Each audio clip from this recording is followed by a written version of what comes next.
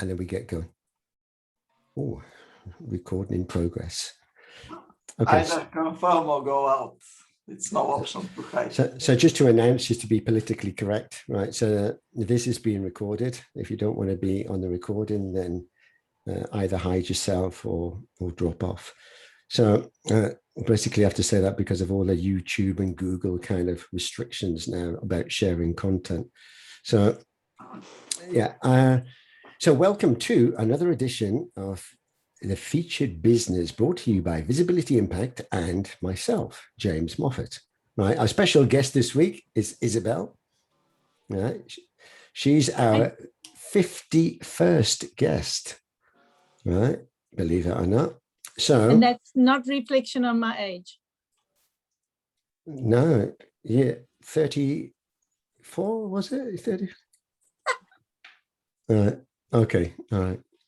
But you're not 51, are you? Okay, all right. Younger. I'm not Tilly. Sorry? I'm not Tilly. All right, okay.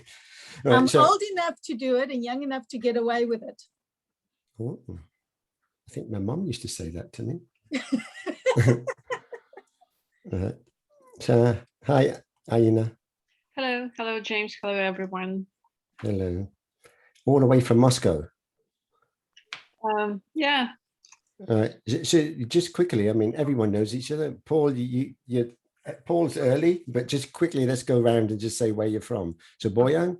Bulgaria. Right, Paul? South Africa. Durban, to be precise. Durban. Yeah. Jeanette? Well, Dublin originally, Geneva. Victoria? Lithuania, based in the Netherlands. And Ina? I'm from Moscow. I live in Moscow. All right. Okay. And we'll know Isabel in a minute. Right. And me, Edinburgh, Scotland, but living in Bern. Right, if you didn't know.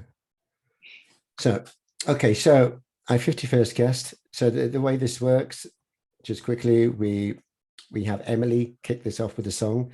She can't be here today, so she's given me a recording. So I hope you like it. So I'm going to play that in a minute. And then we'll go into, an interview with, or a discussion story, basically with Isabel, and a bit about her and what she's doing. And then we'll make it interactive as well, so you can ask questions. And then we'll kind of wrap up later on with some call to action and whatever you want to leave us with, Isabel. Right, so let me, without further ado, play the recording of Emily. Right, so you should see my screen in a minute. And if this works, see, I've not done this like this before. Where is it? Okay. Here we go.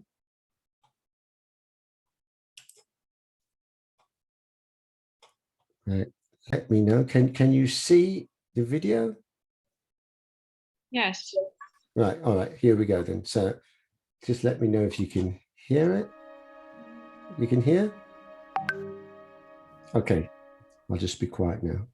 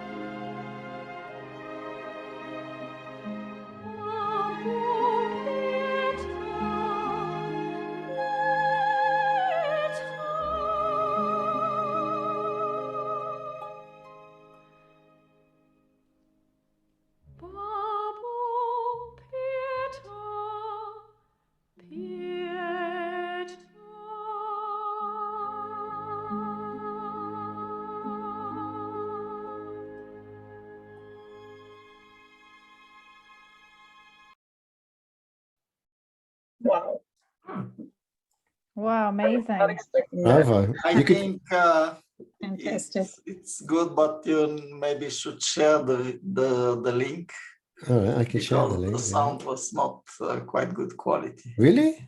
It wasn't so good. Yes, For me, it was good. Oh, I'd have to listen to it again now that I know who she is. She's amazing. Yeah, I mean, to me, it's perfect. I could I hear don't it. know her Excellent. yet. You've not met Emily? No, I only know her name from you and from the first time I'm joining this. I had read about her, but I hadn't listened to anything yet. Wow. She's amazing. She looks amazing. Sounds amazing. Okay, let's get rid of this before I start sharing other videos. Right. I'll check out some of her music and listen to it. Right. Anyway, I'll share the link. I've got the link here, and I'll just share it in the chat so you've got it, and then you can check out. So, actually, Emily has a YouTube site that's got loads of her music in. So, yeah, worth checking her out. But she normally sings live. So, thanks, Emily. I'll send you this recording so you'll be able to see. So, people do like your music. So, she's going to do, I think, next week with some children because she does a camp with kids. So they did sing before, and I think that's the plan for next week. So Fantastic. right. Anyway, so without further ado, let's switch over to our special guest. So Isabel, I'm not going to pronounce your name. I can do the Isabel and Alonso, but I'm scared to make a mess of your name. So if you can just say your full name to us. So my name, is Isabel Cabero Alonso. It's being Spanish, it's very phonetic. So you say it the way you would read it. Okay for you. All right. So, yeah. So, yeah, Victoria, I like your blurred background. That's quite cool. There's the light coming in from that window. So yeah. Yeah, I'll have to fiddle around my settings and get that. So, Isabel, let's learn a bit about you. So the first part is basically a bit of background about who you are, where you're from, if you've got any siblings, where you were born, where you're living now, and basically your adventure. And then at some point, we'll just pivot across to your business and what you're doing now. And then we'll make it interactive then, and people can start asking questions. At any point during this, you can ask the audience questions, or if they've got something that they want to ask you, they can ask you. And we'll keep it kind of free flowing in that respect. So Isabel, right, let's find out who Isabel is. So who are you and where are you originally from? Okay, if by the end of the session, you guys know who I am, feel free to tell me because I'm still finding out. Every day I learn something new about myself as well. So I was actually born in France of Spanish parents, then moved and relocated to South Africa where I grew up. I got educated, I completed my education and started off my professional career there before moving back to South Africa. Okay. Back to Spain, sorry. Okay, where in South Africa? I lived in a big town because the towns are rather just outside of what is now I think called Oliver Tambo or Johannesburg International Airport in a place called Benoni. Right. So Paul, are you familiar with this? Right. Did you meet Paul when you were there? I probably met a lot of people like Paul, but Paul, you're on mute, so I can't hear you at all. Yeah. I was saying, unfortunately not. Right. Paul, Maybe. where you based? I'm in Durban. Oh, that's right. But you Scottsboro. weren't. You were in Scottsboro. Oh, right. We had a small holding in just in Pinetown, in Bothers Hill. In Bothers Hill. Oh, that's very nice. Yeah.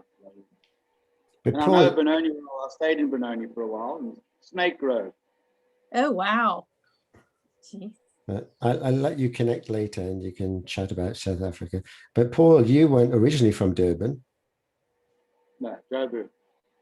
Okay. 𝗪𝗢𝗪𝗧. Right. So you probably passed each other in the street and never knew, right? Could be. Right.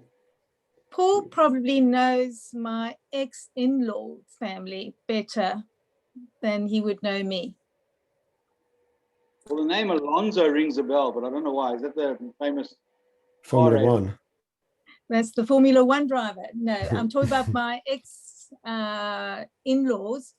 were the Arthurs. So Mickey Arthur, the South African cricket coach, international coach.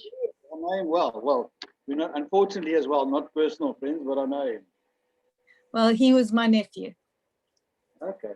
Right. Okay, let's move on. So what took you to South Africa?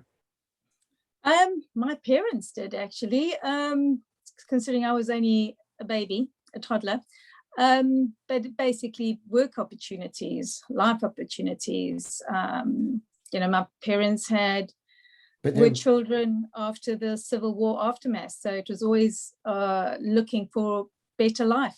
Okay, but they were both French? No, both Spanish. Ah, both Spanish.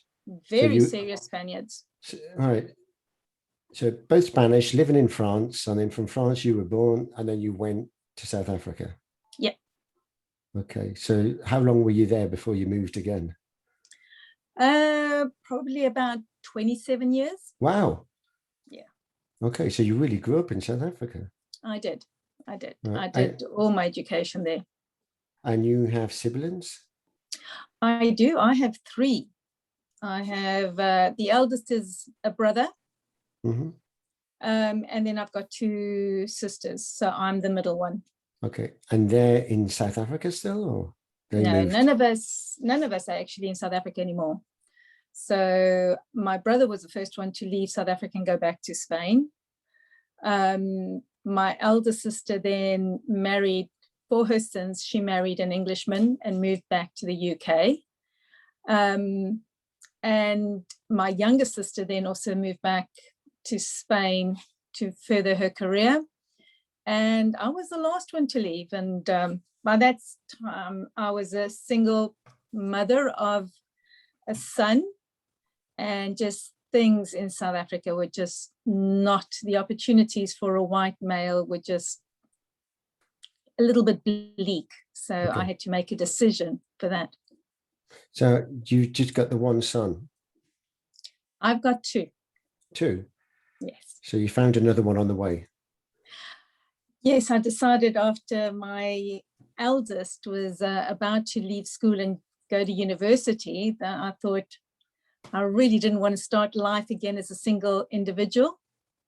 So I decided I'd go and have another child. Right. And they're both with you now in the UK? Yeah, they're both in the UK. My eldest son, though, is 33, and he's a doctor and works in London. And I've got my teenage son with me. Okay. So you went from South Africa to where? To the UK then next? No, from South Africa, I moved back to Spain, and I was based in Spain for a long time. But I did do interim intervals of living in other countries for work and for experiences.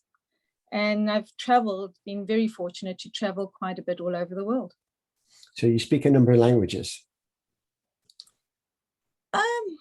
Yeah, I think I can more or less make myself understood in about 6. So I'm just going to read them here. Afrikaans, obviously. English, French, Italian, Portuguese, and Spanish. Yep. No Russian? No, but when I was working in 𝗪𝗪𝗪𝗧, it was quite interesting how with the base of those 6 languages, you can actually pick up words. So it was quite interesting. Yeah, Boyan's good at that. He picks up words, the wrong words. He has to put them down again. Enough to go in travels. Yeah. I actually did work in Sofia for a while. I had one of our companies were based in Sofia, and I had to go and do some work And I loved my colleagues there. And you Lovely. did on call? It was just not the right time. You know, I was so in demand. No, joking. Lovely place. I enjoyed it. Okay. So growing up, what kind of direction did you go, as in studying and university and things? Well, while I was at school, I specialized in a full science course because I was determined I was going to become a vet. A vet? A vet, yes. Okay. Was there a reason behind that? Well, I had a lot of time for animals and no time for people. All right. But a vet for like big animals? I'm thinking of like South Africa. No, not necessarily. I wasn't looking at specializing in any animals at all. It was So not just like lions and tigers and elephants. no, animals in general. I keep away from reptiles. I'm not a fan of snakes. But for the rest, I was good. Okay. So you studied vegetarian? I mean, vegetarian. No, vegetarian. No, I didn't become any of them. No, I at that stage, it was more difficult to get into the veterinary university, honest to put, than it was to get into human medicine. And they had a very limited number of student intakes. And I just didn't get the right grades. So at that stage, it was my dad who sort of steered me, and he said, right, you're going into a business career. So that's where it started. And where did it finish? Well, it hasn't finished. All right, okay. And I'm still going. No, but I went into and started off in an auditing firm. So I became an accountant auditor. And I started off with KPMG. Okay. So before we get there, as grown up as a child, did you have any specific hobbies or interests? I've always been very diverse, and there's so many things in life that's always programmed, and you've got to have your routine to accomplish things. So I've always been very sort of almost adrenaline driven. I loved outdoor sports, had the right country and weather conditions to be able to do a lot of that.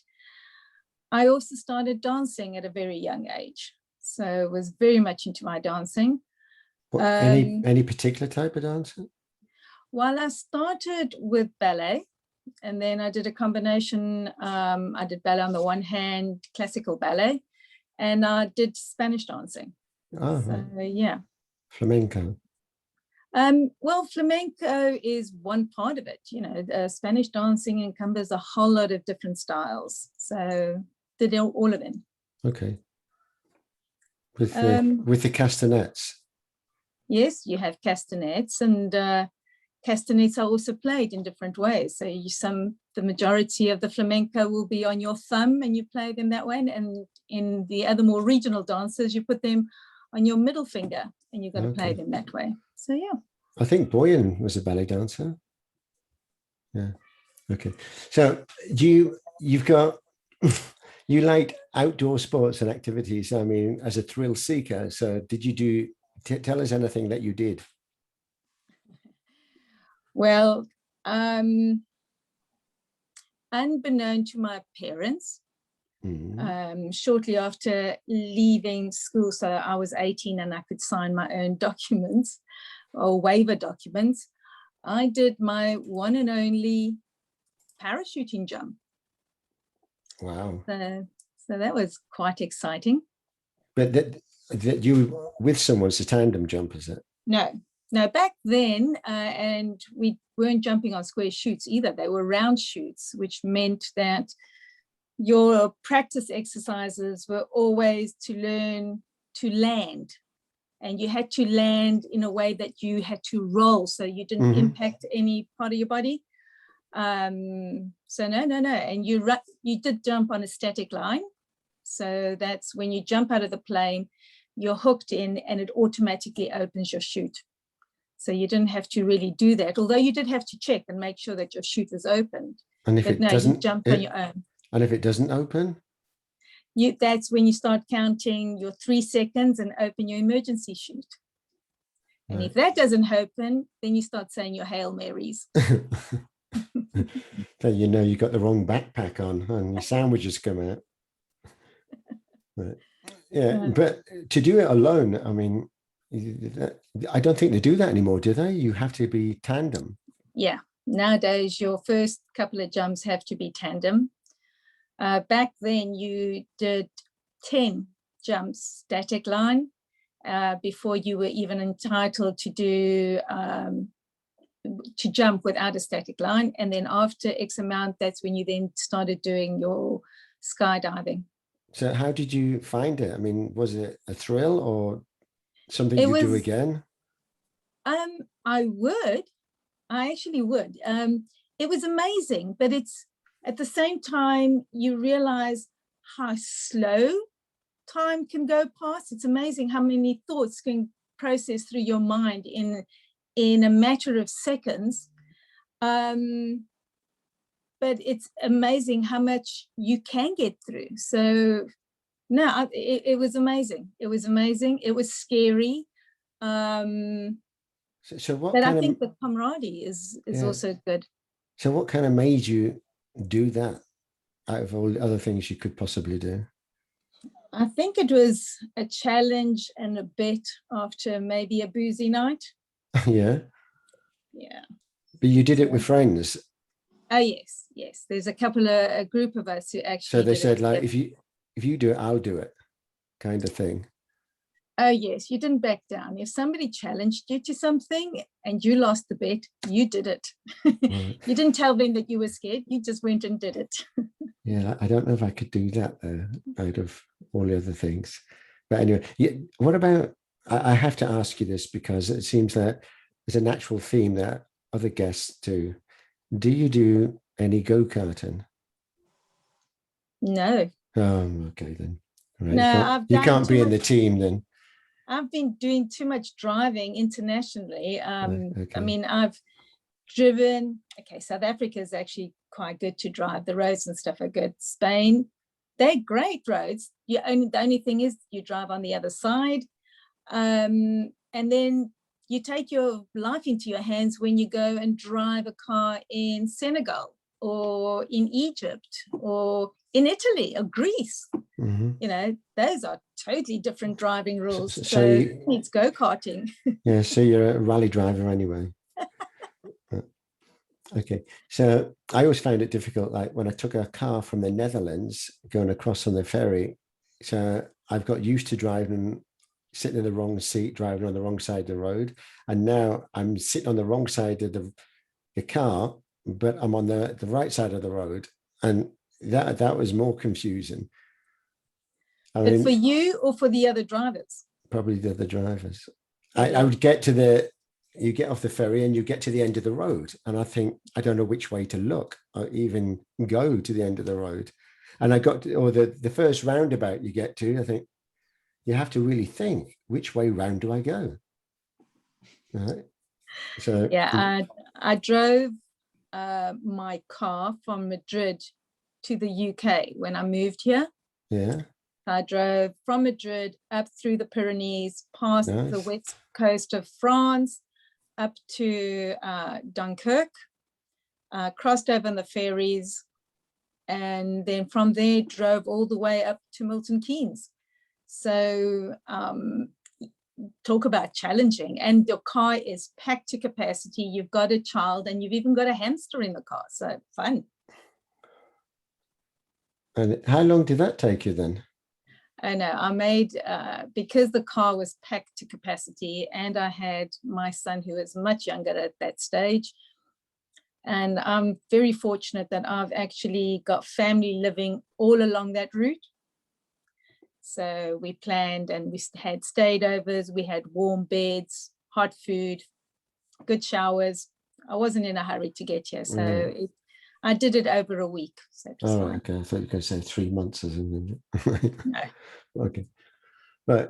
So you are also, you came a runner-up in a competition. I'm a squash player. So I was, like I said, I was a dancer for many years. And in fact, I only stopped because I was 6 months pregnant with my first son when I stopped dancing. And then after having my son, I was also studying. So there was no ways I could go back to professional dancing the way I needed to continue. So I gave up dancing altogether and worked up then on my squash. Played a lot of squash in South Africa, all sorts. I played women's league, I played business league, and I played mixed doubles league. Wow. But it was more, I've always found playing sports as a balance for my professional life, which requires a lot of sitting down in front of a computer or sitting down speaking to people. So that is my sort of exit strategy to release frustration and anxieties. And it also gives me room to think. So you still play squash? Yes, I do. All right. But are you still kind of Not competitive. No. Okay. No. It's more just to keep fit. Yeah, no, it's just to keep fit. And like I say, to give me balance. In Spain, I continued to take it quite seriously, although I was doing a lot of traveling for work. Yeah, and I managed to get runner-up in the National Women's Vet competition. So that was in the days when I was a lot younger, a lot fitter. In South Africa? No, in Spain. Oh, this in Spain? Is the women's. Yeah. Oh, okay. Right. And I wasn't a vet in South Africa. I was a vet in Spain. Oh. I didn't know when you mean vet, you mean... As a veteran, yes. All right. You have to be right. women over the age of 30, 35 are vets. Really? Yeah, and men, yeah. All right, okay. Because you said you wanted to be a vet, and then I'm thinking... No. You are a vet. This is just an age vet. All right, okay. So, things that you like. What do you like? About what? Anything. Life, people. I do. I like people. I like working with people. I like problem solving with people. I like adding value to people's lives and learning from other people. I learn from my kids. I take every opportunity to learn and grow. I just think it makes us better people. I love traveling, meeting people of different cultures, different nationalities, in different diversities. And yeah, just hoping that I can add value to their lives like they can add value to mine. Okay. So you like Milton. So you're now living in Milton Keynes in the UK. So why in particular Milton Keynes?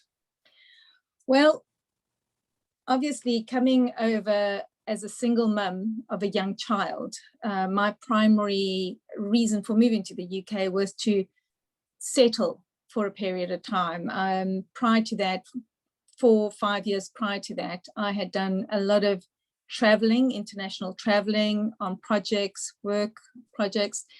And generally I would take my younger son with me. And because it was limited time, he could never settle down and do team sports, for instance, because we were either coming in halfway through the season or leaving halfway through the season. So he was now getting to an age where he needed more stability and consistency. So education, good schools was important. And I actually met some people because I was actually looking to move to St. Albans. I didn't want to live in London. Although my eldest son lives in London, I don't want to live in the city centre. I don't think it's a good environment for a young child. I wanted to give him those opportunities. And I was looking at St. Albans, and then somebody sort of from around here sort of said, well, if you're looking for schooling, this is a great area. Come and have a look. And that's what I did. So how long have you been there now? 6 years. Oh, right. Okay. So you've got used to the cows not moving? I don't even get to see the cows anymore. Yeah, because Milton Keynes is known and famous for its stone cows. That's right. That's right. They don't But- move. But yes, no, it's you adapt. I'm a firm believer that wherever you go to, you've got to adapt. Yeah. Do you get lost there? No, we have sat navs now, James. All right, but before, didn't I have- mean, because everything's in that grid formation. Well, no, having come from South Africa, you're used to a grid formation. And then having lived so many years in Spain, you're used to, because I live, although it's in it's part of Milton Keynes, I live in a very old sort of town area called 𝗬𝗢𝗨𝗥. Oh, And right. in fact, just down the road from where I live is the main house for Aston Martin. This is the Nice. home for Aston Martin. So you I'm drive waiting it. to So see 007. all right, you drive an Aston Martin? Okay, nice joke. It's probably worth more than the average house here. Yeah. No, but they are nice to see, and you do see them driving up and down quite often. You can't just go for a test drive of one. I think I'll have to sit and try and chat up to one of the owners and try and see if I can do that. Yeah. Good idea. Yeah. You say you've got driving experience. So anyway, let's kind of move into your business now. So you grew up with an education, and you said you went to, when did you start kind of going into kind of the what was it? KPMG. So that was auditing, and we're talking about So where was the that? late 80s. In Where? Spain? No, that was in South Africa. That was in the Alright. late 80s in South Africa. So it was also when it was still 𝗬𝗢𝗨𝗥 and the other companies, and I went through the merger to become KPMG. So I lived through that process. And I knew sort of second year into my articles that I really wasn't great auditing material. I didn't enjoy being an auditor full time, but I did complete my articles and I learned a lot. And I think it was fundamental for the foundation on where my professional career has gone to. So just quickly kind of run through the types of jobs you did, and then was there, because you said you didn't like this, was that a pivot point, or was there another pivot point or multiple pivot points in trying to find what it is that you wanted to do? That was a pivot point, because from there I moved into commerce, but I took my skills of accounting and auditing and I moved into the other side of consulting as an accountant and a financial advisor for small companies. And then I was recruited to actually be a consultant for financial trading systems. So working with the banks, testing their financial systems. They were also in the process of being designed. So I was almost the interpreter between my client, the broker almost, and the programmer. So the programmer had to build a solution that the broker could then use adequately. And it obviously had to be compliant with the financial trading market and all that good stuff. So, and that's where it actually all then started pivoting. I was at a stage where I never seemed to stay longer than about 18 months to 2 years in any position. And then I moved on. And it was always just adding on a little bit more to what I had just learned. From there, I then worked for an English company. I worked for their branch in South Africa. The English company was called Systems Union, and they designed ERPs, which was the equivalent of SAPs and GD Edwards at that stage and Oracle. And we used to take core chart of accounts at head offices like at that stage, Kodak, 𝗬𝗢𝗨𝗥, and we'd have to roll out so that we used the same sort of system and adapted it to the local compliance requirements. Okay, so when you went to the UK, so what were you doing at that time? Were you doing your own business, or were you again at a position that you're giving up something?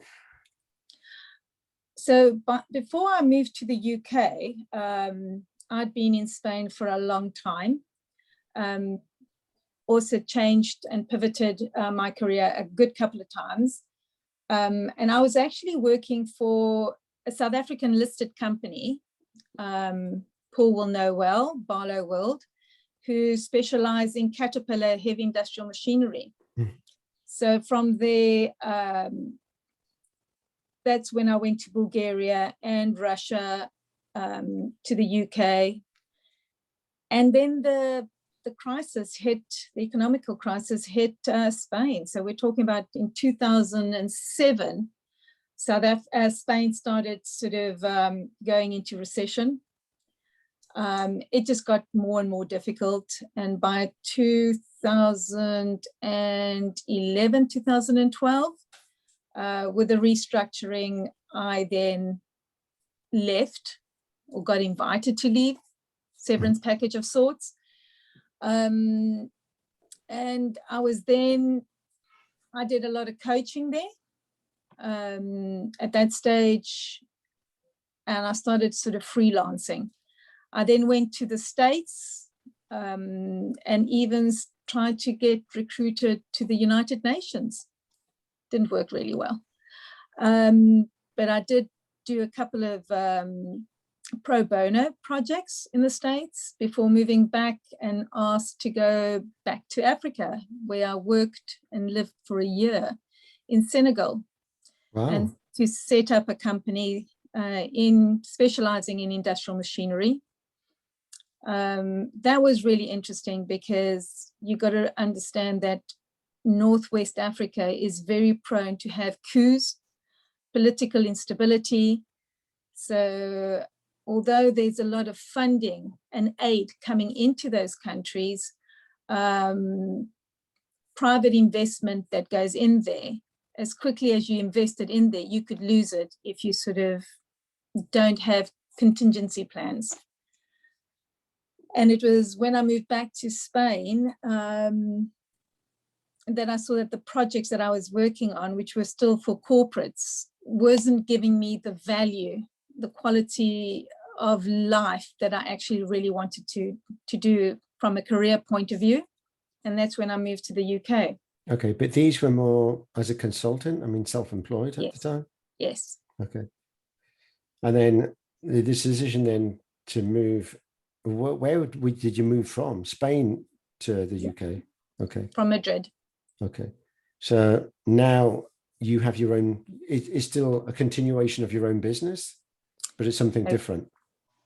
Okay, so I didn't move here with my business. I obviously not having the same network, I had to reestablish that. So I went and worked on projects on fixed term contracts with corporations again, went to Santander Bank, then I was with VW, and then just was made very much aware of the difficulties of reestablishing and rebuilding yourself when you don't have the same support mechanism that you're familiar with.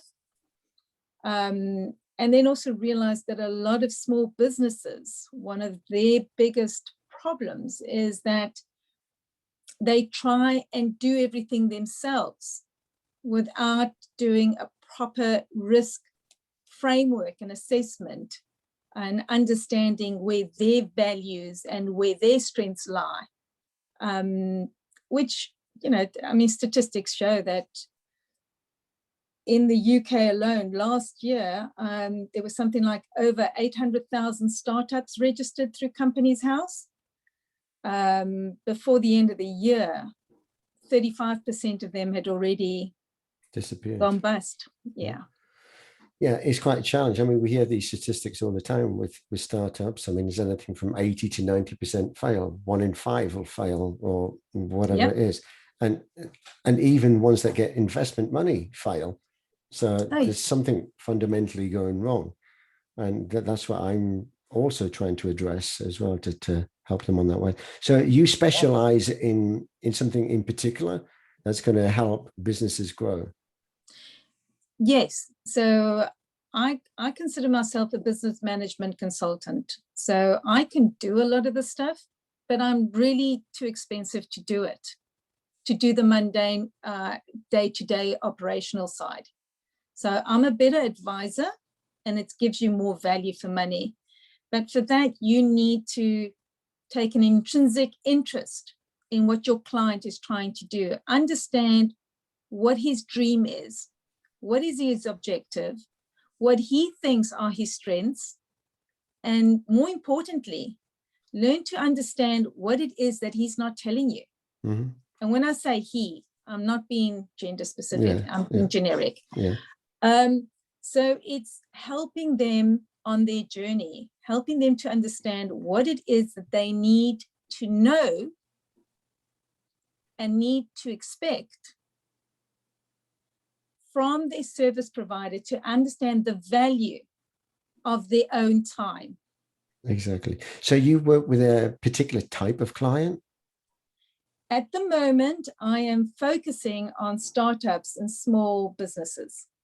Okay. And so I'm going to poke you for more clarity there. So when you say startups in a particular area, it could be any startups.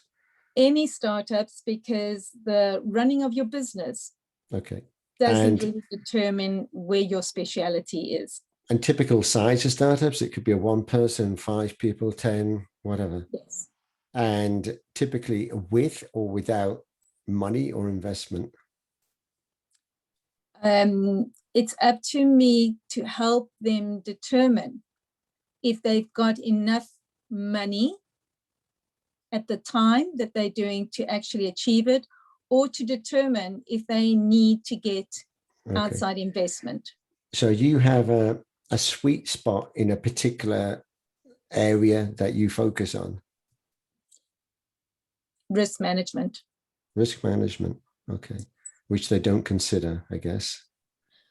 I think we all consider it. And but I don't think we do it in a pragmatic,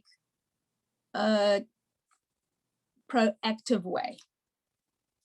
It's risk management, if you understand the framework, it's a live process that works every day and every moment of the day. It just collates, and you need to know how to bring it all in. Okay. Do you think we're more reactive rather than proactive when it comes to risk management? Yes.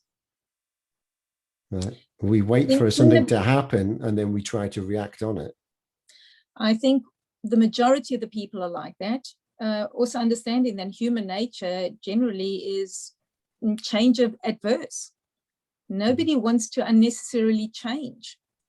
Yeah. But going back to what you said before, I mean, in a business, you might have a great idea, a product or a service, and that's your speciality. That's what you're good at. You're not good at the other things like risk management, about business plans, about all these other things, because that is not your interest, or your passion. Your passion is the product or the service that you're offering. So when you say try not to do it all yourself, because that's not your area of expertise, get someone in to help you. What people forget is that their best asset, their best value is themselves, their time and their passion for the idea and the concept. However, if you're going to start up a business, you need to be compliant. You need to do certain things, because that's what the government expects you. That's what your company's house stipulates, and that's what your tax revenue officers expect you to do. You've got to be compliant.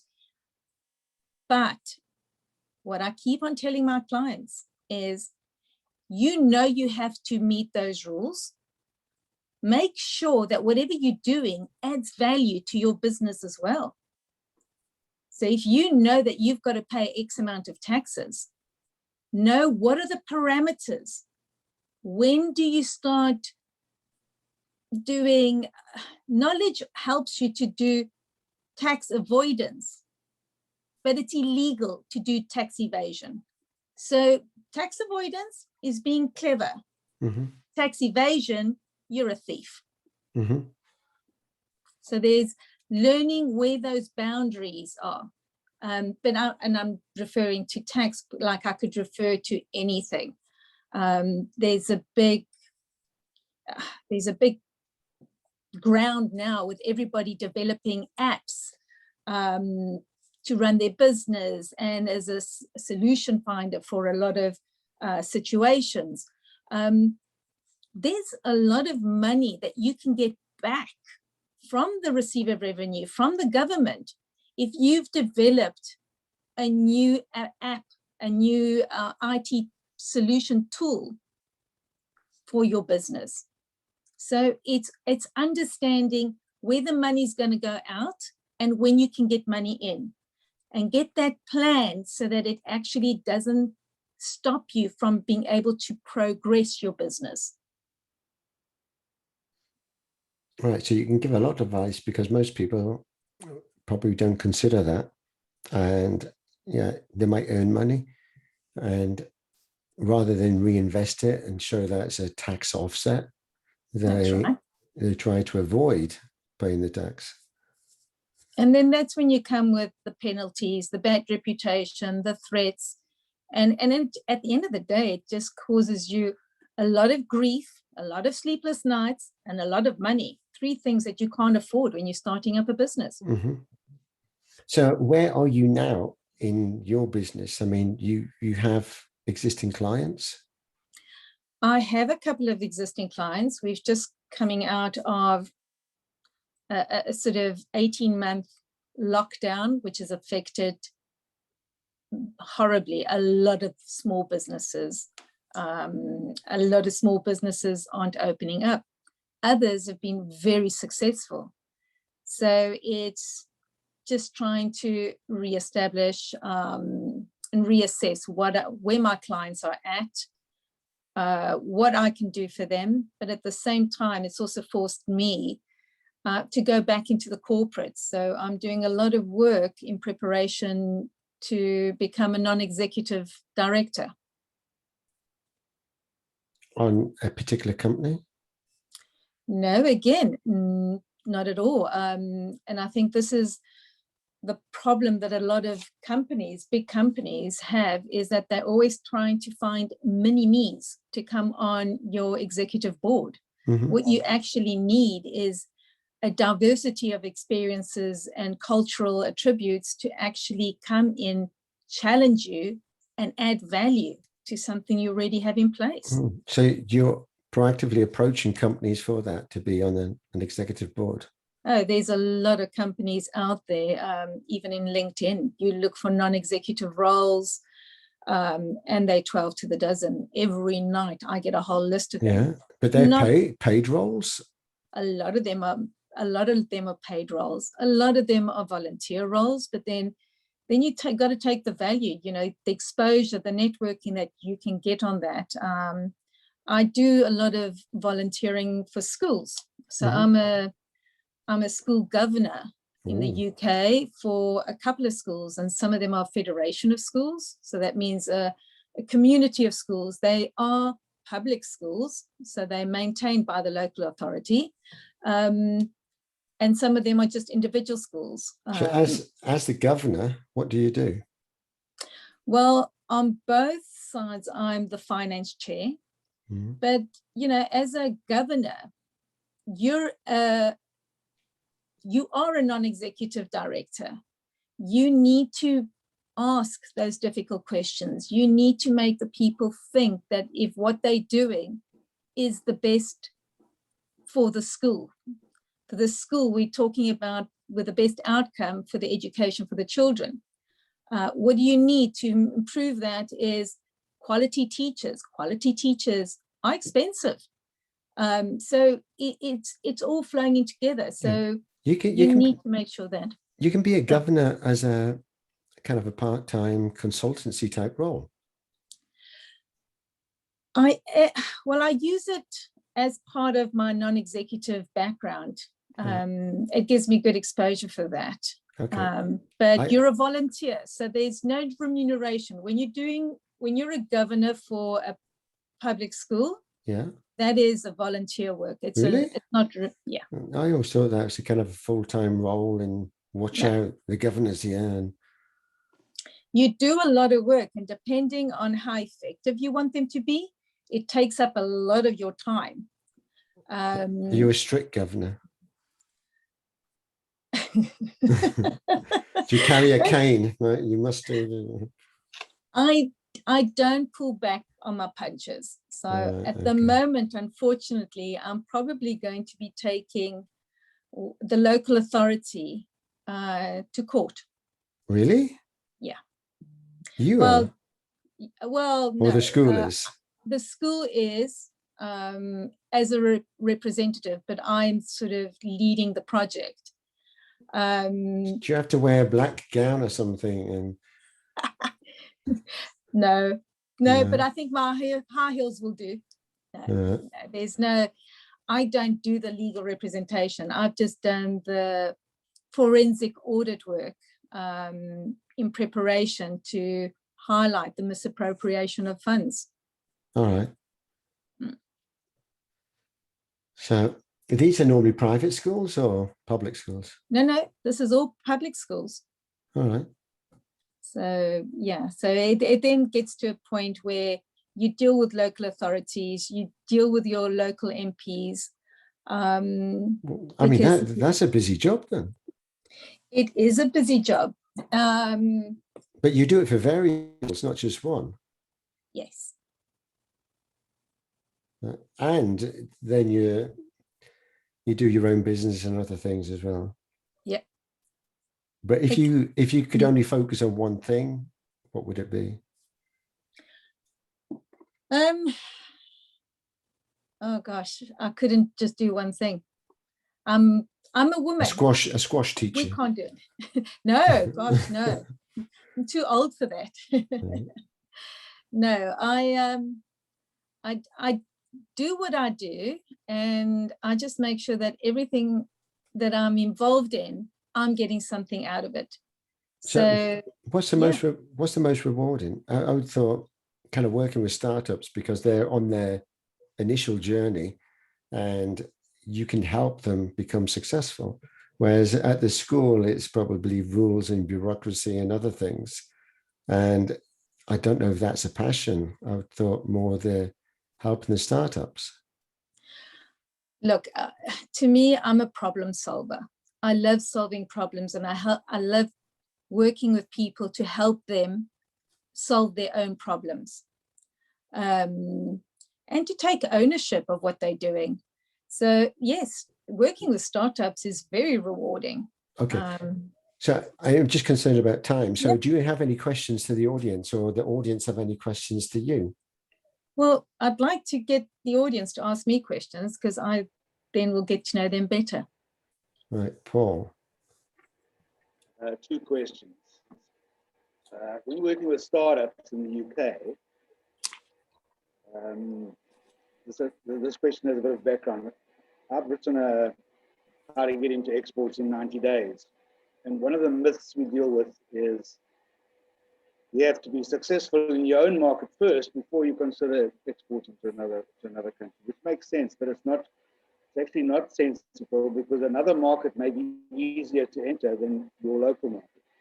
So do you have UK companies that you're working with that might look at an export market? Like I do. And bearing in mind that we've just undergone Brexit. Yeah. There's a lot of exporting now and importing, but not just of products, but also of services. So at the moment, it is more limited to trading between the UK and Europe and the EU. But yes, I have worked with I have worked. I'm not working at the moment with companies that deal with exports to Africa. So yeah. And what sort of products do you normally get involved with?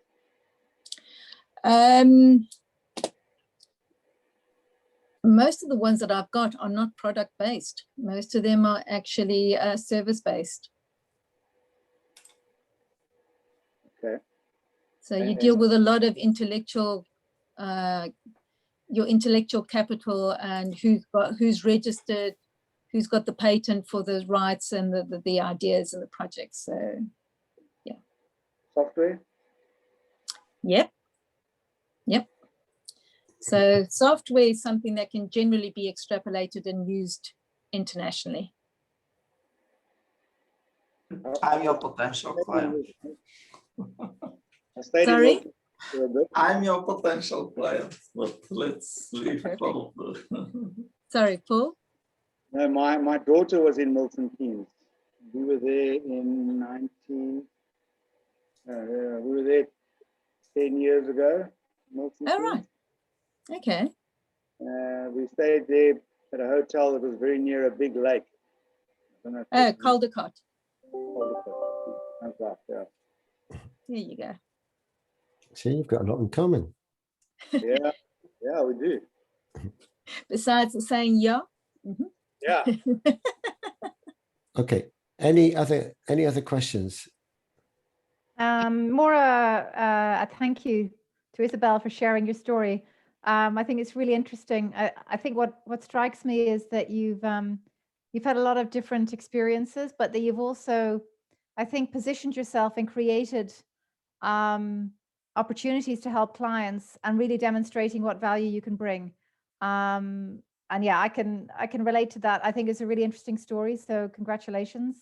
I really liked Thank your you. diverse approach of also being proactive and yeah, I think like creating your own, as I say, creating your own story and opportunities.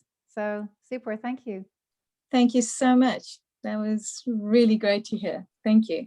I'm sure you've all got your own stories, which I haven't been able to share, but it's how we support each other. I think, can I? Yes. Master James, can I? Yes, go on. Yes. Okay. So there is a lot of common between what I do and what you do. So I have experience with ERP systems, assisting auditors. Also, past several years, I was involved also in some forensic activities for security, for risk management for the company, information security. Maybe we can book another call to see if we can find something more common.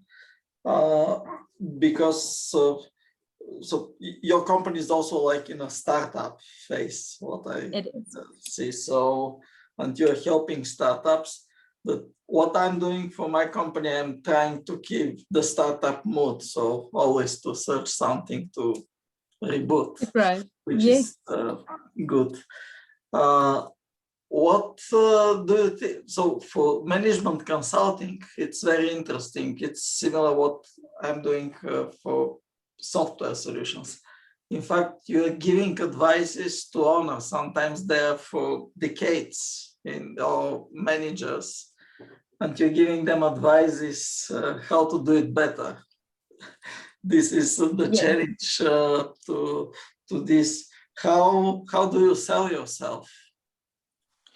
Well, that is a really good question. And this has been one of my biggest challenges, is that previously to starting my own company here in the UK, I had a great network, and it was all done through references, personal references.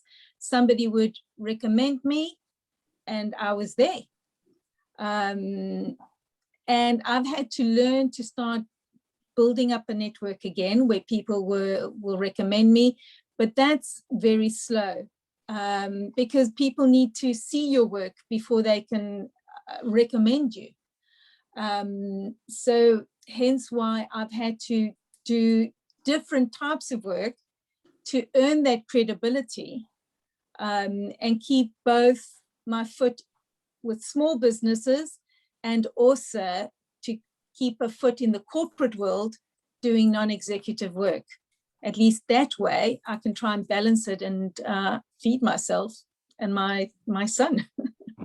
Yeah. But it is difficult. Having to learn to market myself, to brand myself has been challenging. See, this is where I could help you, you see, because I Do focus you on have partners? Sorry, James. Do you have partners and other people that you? Absolutely. This is why I say that my network is very important, because we've worked together. I know where their strengths are, and I know where my clients' needs lie. So I have, within my network, I have 2-3 different types of accountants, because a startup client may need a very basic accountant, because systems now, you know very well, if you're working with apps and systems, all your accounting software can do everything for you now. You just need an accountant to certify your accounts at the end of the year and to make sure that your tax is right. They need to add value. They must become managers as well. But when they grow, that accountant might not be good enough for them. So you have somebody else that you can introduce them and help them grow with their business. So your network, your network and other partners are very, very important, because they can help you grow with your clients. Yeah. Actually, there's an expression, your network is your net worth. Correct. Because you're leveraging on you. None of us are the experts at everything. But if we all collaborate, we can offer a multitude of different services that will address many different problems. And if we don't know, we will know someone else that does. Exactly. So it's about doing that. You're not going to go into a startup and say you're going to do everything for them. No. Because they're going to say, well, all right, as an example, I want social media content provision and stuff like that. You think, well, hang on, I don't do that. So, but I know someone that does. That's right. You need to. And this is where we leverage on each other. Correct. But, so I can. Yes, go on. Just before, I mean, we're kind of wrapping up now, but we don't even know the name of your business. Maybe you can share that as well.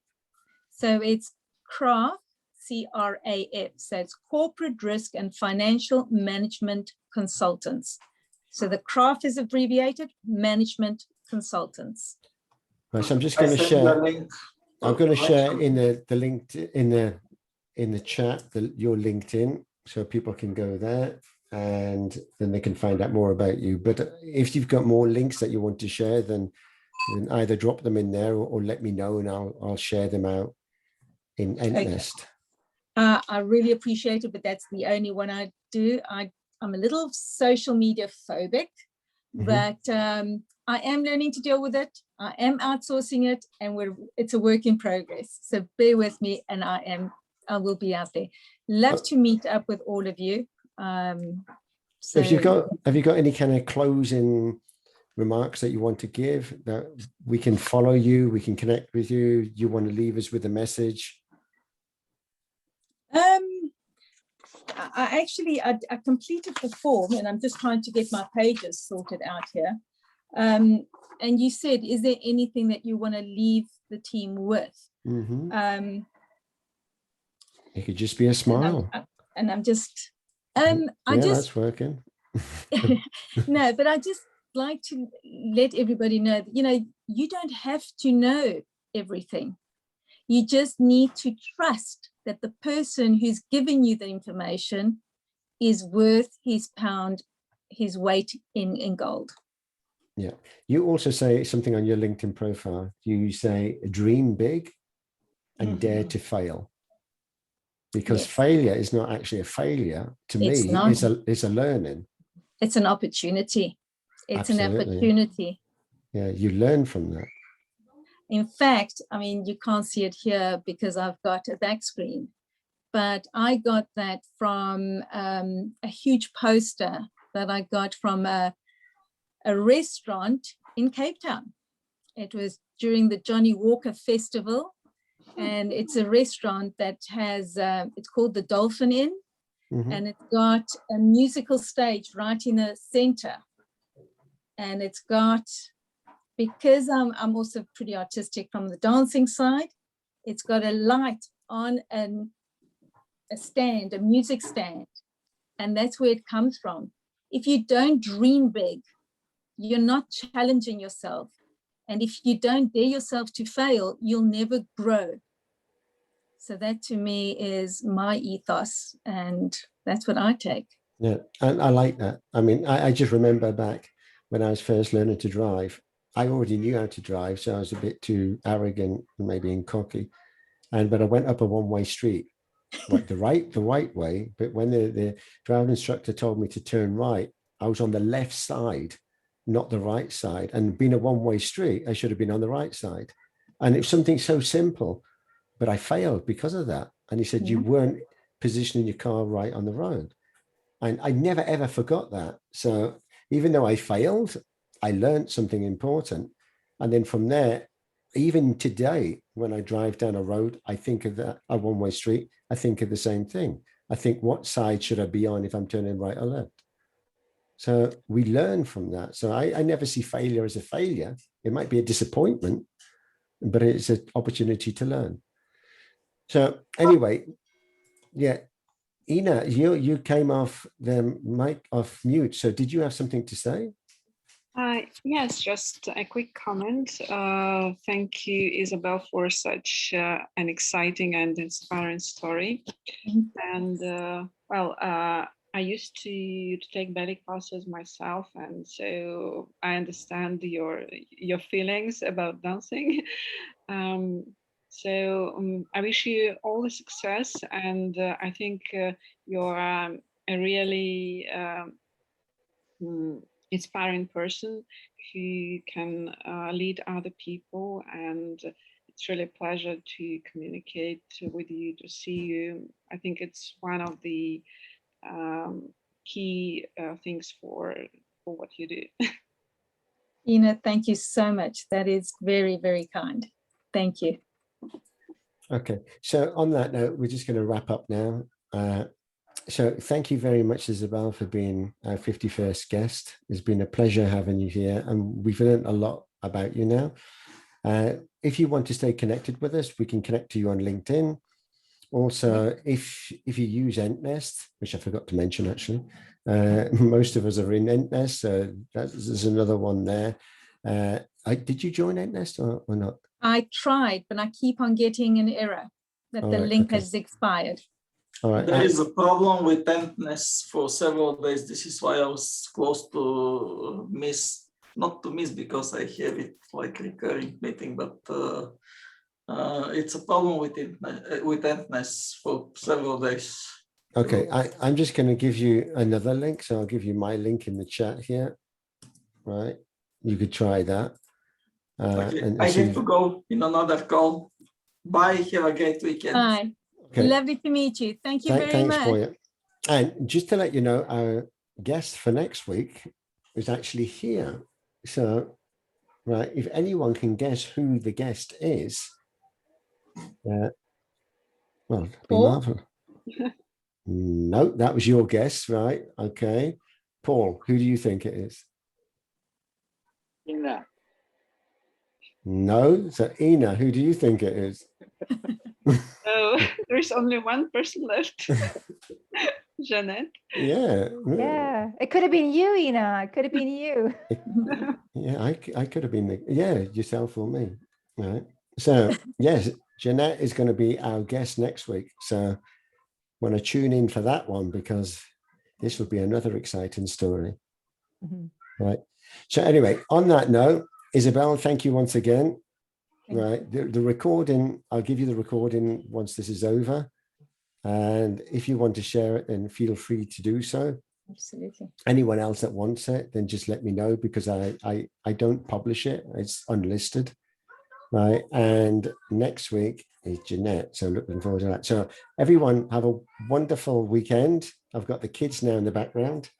Right. You probably hear them. Right. Yes. So thank you, everyone. Have a great weekend, and feel free to keep joining these every week. So every Friday is another guest, and Jeanette, looking forward to you. So tune in for that one. Thank you so everyone. much, James. Thank you, everybody. Thank you, Hope to Isabel. connect soon. Take care. Bye. Right, Goodbye. you're welcome. Goodbye. Bye, everyone.